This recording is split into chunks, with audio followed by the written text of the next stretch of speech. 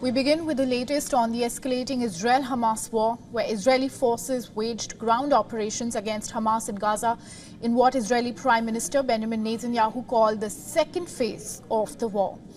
In the latest, the connectivity in Gaza, which as earlier disrupted, is slowly being restored.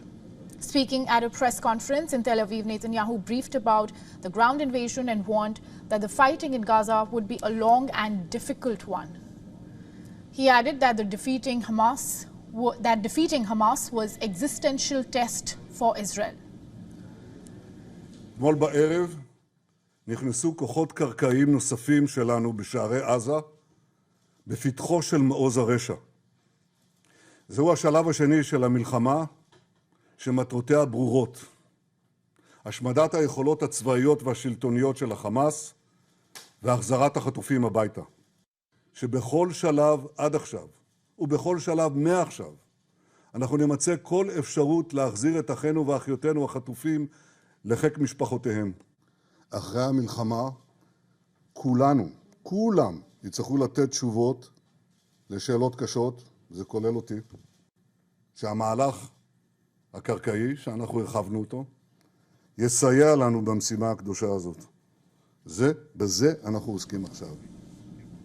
Netanyahu reiterated Israel's call for Palestinian civilians to evacuate the northern Gaza Strip, and this comes as Israeli Defense Forces released footage of what it said was the start of a second stage in a war.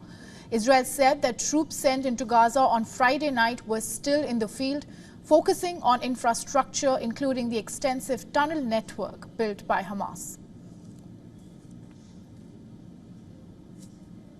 עברו 3 שבועות מתחילת המלחמה. למלחמה הזו יש שלבים, היום אנחנו עוברים שלב. כוחות שלנו מבצעים כעת פעילות קרקעית ברצועת עזה. הפעילות הזו מלווה על ידי אש מדויקת וכבדה. אלה נועדו לשרת את כל מטרות המלחמה. פירוק חמאס, ביטחון בגבולות ומאמץ עליון להשבת כל החטופים הביתה. עד כה ייצבנו את קו ההגנה. תקפנו. לאויב יש מאות רבות של הרוגים, תשתיותיו מושמדות. המצב בעזה הוא תוצאה של מעשיו הנפשעים של חמאס, שם האחריות. Now, a tweet by Netanyahu's official account read that under no circumstances and at no stage was Prime Minister Netanyahu warned of war intentions on the part of Hamas. According to Health Ministry in Hamas-run Gaza, says that war deaths have exceeded 8,000.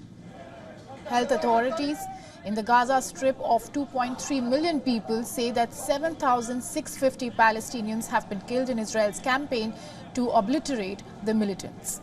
On top of death and destruction, there's also worsening humanitarian crisis at play. Now, Palestinian President Mahmoud Abbas shared the concerns of food, water, medicine and fuel shortages.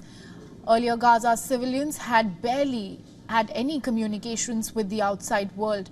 However, in the latest, according to the sources, the connectivity in Gaza is slowly being restored. Israel's chief military spokesperson declined to say whether Israel was behind the telecommunications blackout that hit Gaza.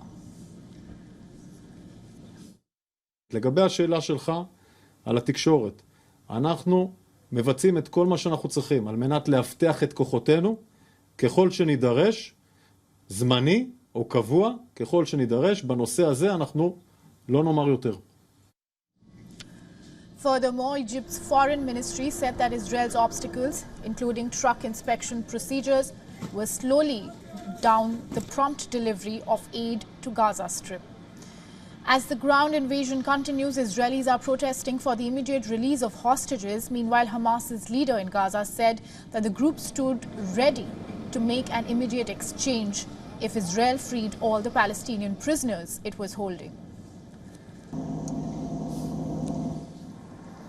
Now, while Israel's military said that it has now counted to 30 hostages taken to Gaza, Netanyahu made no commitment to any exchange deal, but assured hostage families Israel would exhaust every option to bring them home.